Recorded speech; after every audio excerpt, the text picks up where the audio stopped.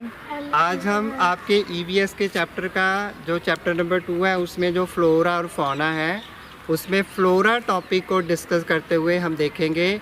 उसमें हमने पढ़ा था कि जो ट्रीज़ होते हैं वो 3 तरह के हैं। पहले होते हैं ट्रीज़, दूसरे होते हैं श्रब्स और तीसरे होते हैं हर्ब्स। ये देखिए ट्रीज़ में हमने पढ़ा था कि जिसका जो स्टेम होता है वो थोड़ा मोटा होता है, स्ट्रॉन्ग होता है और वो बहुत पक्की तरह से पेड़ को होल्ड करके रखता है, ठीक है ना। तो ये इसका जो स्टेम है बहुत मजबूत है। और जो जड़ें हैं जो ज़मीन में से पेड़ के लिए क्या क्या ऑब्जर्व करती हैं, आप बताइए ज़रा। और जिस प्रोसेस के साथ जो न्यूट्रिएंट और वाटर प्लांट के ऊपर जाते हैं उसको कहते हैं, क्या कहते हैं उसको, जाइलम, ठीक है। और जब ये वाटर और न्यूट्रिएंट्स ऊपर जाता है, ऊपर जो उसके जो ग्रीन प्लांट्स होते हैं जिनके अंदर क्लोरोफिल होता है। दूसरे नंबर पर आ गए श्रब्स।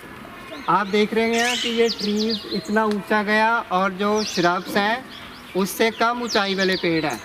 इनके स्टेम होते हैं लेकिन ट्रीज़ के नॉर्मली इनके स्टेम थोड़े पतले होते हैं और इनके पत्ते भी थोड़े छोटे होते हैं, लेकिन कुछ श्रब्स के पत्ते बड़े भी होते हैं।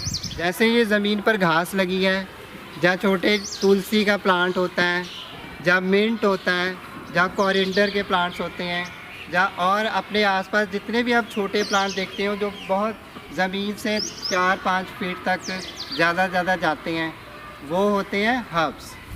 और ज़्यादातर जो इस तरह के जो हर्ब्स होते हैं उन हर्ब्स में मेडिसिनल प्रॉपर्टीज़ होती हैं। वो ज़्यादातर जो हर्ब्स होते हैं उसको हम मेडिसिन पर्पस के लिए यूज़ करते हैं। जैसे तुलसी का प्लांट होता है, जब हमें बुखार होता है, कफ़ होता है, इस तरह की प्रॉब्लम होती है तो हम घर में ही तुलसी के प्लांट की चाय बना के पीते हैं, या उसका काढ़ा बना के पीते हैं, या उसकी ग्रीन टी बना के पीते हैं। तो इस तरह से ये जो प्लांट्स होते हैं 80 to 90% जो हर्ब्स होती हैं वो उनमें मेडिसिनल वैल्यूज़ होती हैं। हमें लगता है कि ये हमारे आसपास ऐसे ही झाड़ियाँ उगी हुई हैं, लेकिन जो एक्सपर्ट्स होते हैं उनको ध्यान से उनको स्टडी किया जाए तो हमें पता चलता है कि इनमें बहुत ज़्यादा मेडिसिनल वैल्यूज़ हैं।